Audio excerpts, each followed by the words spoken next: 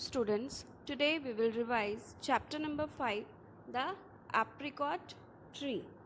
This story is about a young child whose family and village are caught in a bombardment by enemy shells and how they cope up with the situation. The narrator lived in the camp for close to a year, and now he remembers his old home and his family. Now he also remembers the apricot tree which his grandfather had planted as a young man must be heavy with ripening fruit nowadays.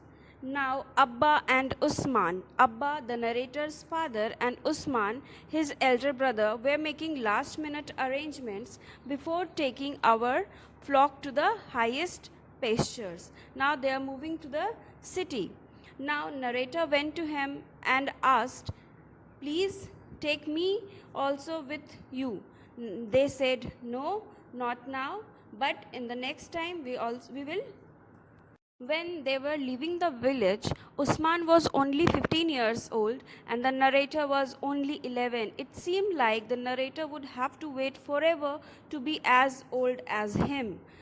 Now, when he asked his Ammi and Habiba to look after them, "They are your responsibility," Abba said to the narrator. Just after 4 days, when they left the village, the first shell landed on our village. It came across ridge and shattered the police chowki.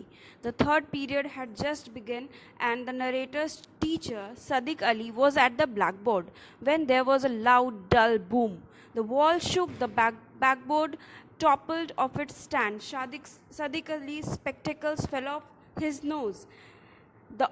All of them children get worried. That's what happening.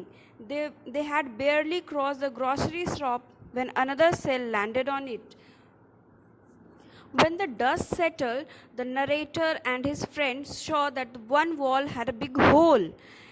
Now the bombardment continued for another 6 hours. 6 shells hit their village, several more fell on the highway and the river beyond. In the late afternoon, a jeep roared up into the village square. A man got up on the top of the bonnet and yelled, though a loudspeaker, "You are informed that this village is under attack by enemy."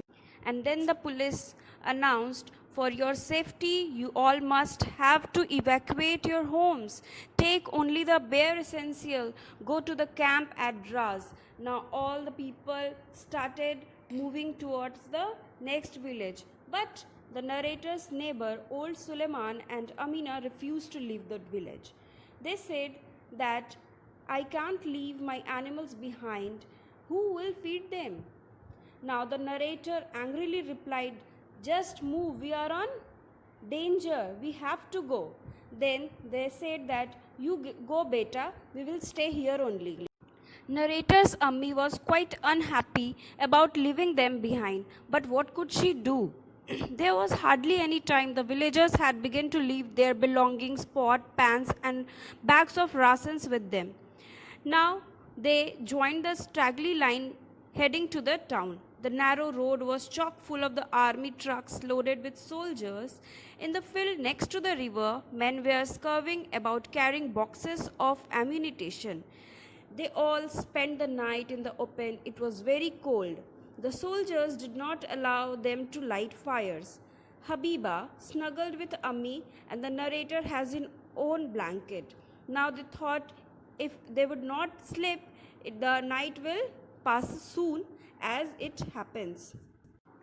Now Ammi said, "We won't leave you behind. Come along." She made Habiba and the narrator sit on the yak's back and led it by the rope around its neck. The yak was smelly, but the narrators didn't mind.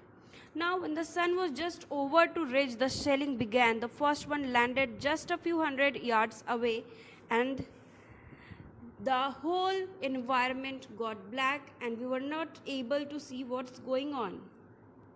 As soon as the environment got clean, the narrator asked his Ammi, "Dead? What if it is alive and scared and waiting for us?" Then his Ammi replied, "It is only a yak." It sounded cruel to the narrator, only a yak? Now they moved footsteps few. It was a soldier, tall and strong, with a beard and a black turban.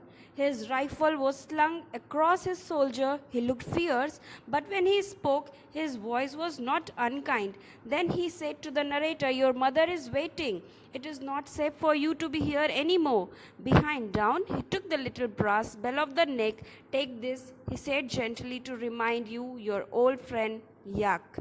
We reached the camp without any mishap and we started living there happily.